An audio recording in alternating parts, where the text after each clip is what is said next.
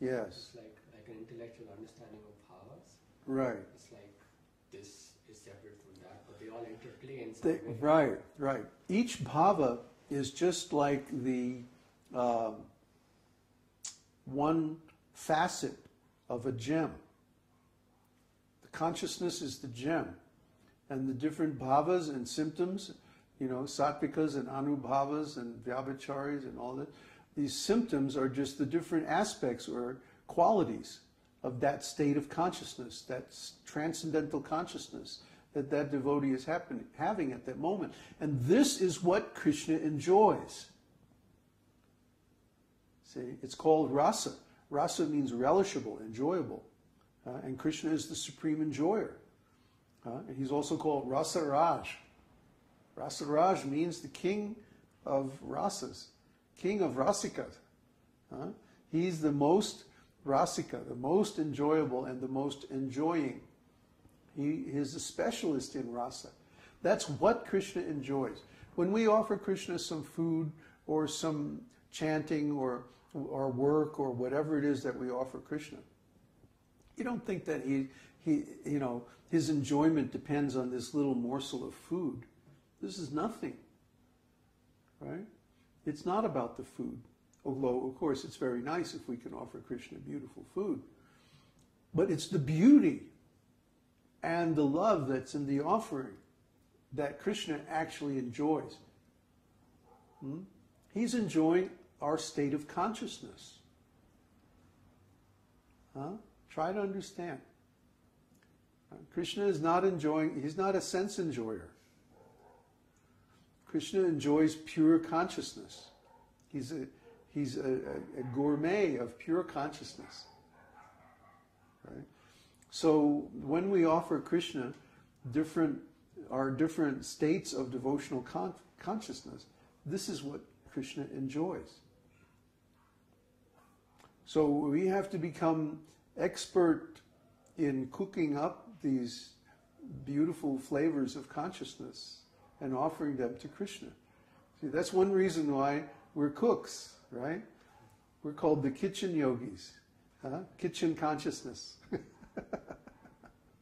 Because we make so many nice preparations. But that's just an analogy for the science of rasa. It's to give us experience in combining tastes. But the real tastes that we're meant to combine are in consciousness, in emotions towards Krishna. And this is bhakti. So we want to become expert in this science of bhakti, meaning the science of rasa tattva, science of consciousness, ultimately. And this is why when we created our, people ask me sometimes, well, when you did this ontology, this web ontology of consciousness, it just has all these different emotions. What does that have to do with consciousness? Well, duh. Our consciousness is always based on some kind of emotion, some kind of relationship with Krishna or something else. Relationship, in any ontological entities, there are three parts: the subject, the object, and the relationship. And how better to express a relationship than with emotion, when we're dealing with pure consciousness, at any rate. Consciousness is always in an emotional state. Of course, in Western culture, we tend to be in denial about our emotions. We don't even feel them. Why? Because we don't have a vocabulary to describe them. Or we're afraid to show them. Well, we can't show them. We don't even know what they are. I mean, we have just about a dozen words that describe emotions. Angry, pleasant, frustrated, calm, excited, happy. Fine. I mean, yeah. How are you? I'm fine. I'm fine. I mean, it's just so mechanical and false, Yeah. One more question from Gonzo. I don't understand the question, but I'll read it out loud. When all bhavas are in me and I go through them, then it would be the greatest when realizing them and to let go of the ones which might be negative. Or, that's it. Or maybe he has to keep writing more. No, I told him No, the negative or positive. his native speak is German. Yeah, he's German, so he's I can read it. he's right. He's speaking Germlish. No, I understand it. That we don't consider these different bhavas to be negative or positive. We consider them according to their context, whether they're material or spiritual. Try to understand. In material consciousness, there's nothing positive. And in spiritual consciousness, there's nothing negative. So if one is in spiritual consciousness, even if one is feeling anger or confusion or anxiety or something like that, that's not a negative emotion. And even in material life, if someone is feeling happiness or excitement or something like that, that's not a positive emotion. Why? Because the outcome of all material actions is suffering, either immediate or delayed. Because every material action creates karma. And whenever we create karma, that means we have to take another material body and go through the whole thing all over again. So, anytime we have a material experience, it's going to lead to suffering. Anytime we have a material emotion or perform a material action, it's going to result in suffering. But every time we have a spiritual emotion or perform a spiritual act, that is going to lead to ecstasy and joy, and eventually liberation from material existence. And the definition of material and spiritual is whether or not the action is related to Krishna. When our action or our consciousness or our emotion or whatever it is in relation to Krishna, then it's spiritual. And when it's not, then it's material. This definition is given by Krishna himself in the second canto of Srimad Bhagavatam.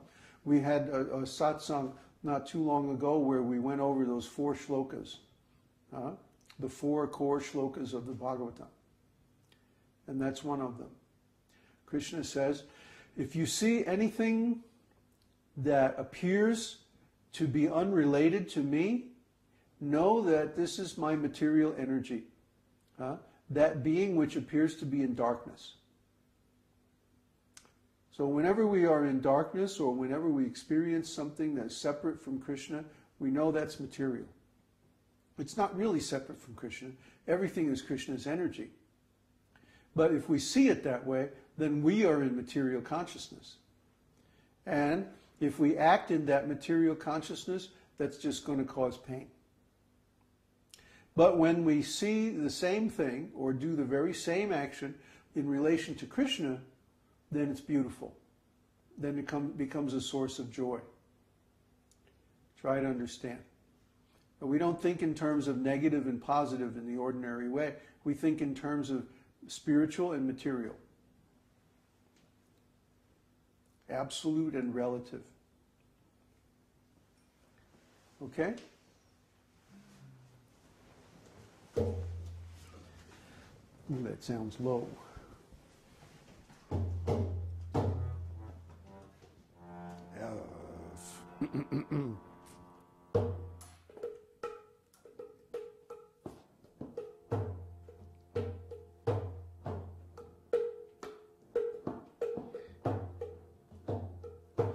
Namaste Narasimhaya.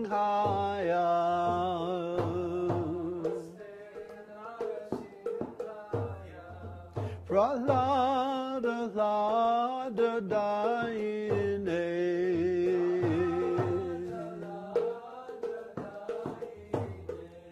Hiranya Vyabhicari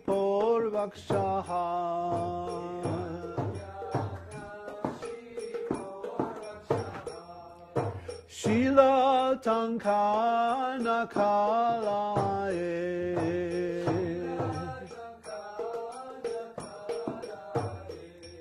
Ito Nrishingho Parato Nrishingho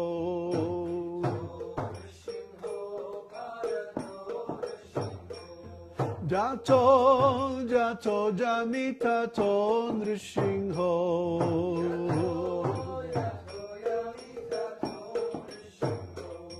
Bahir Nrishingho Hridaye Nrishingho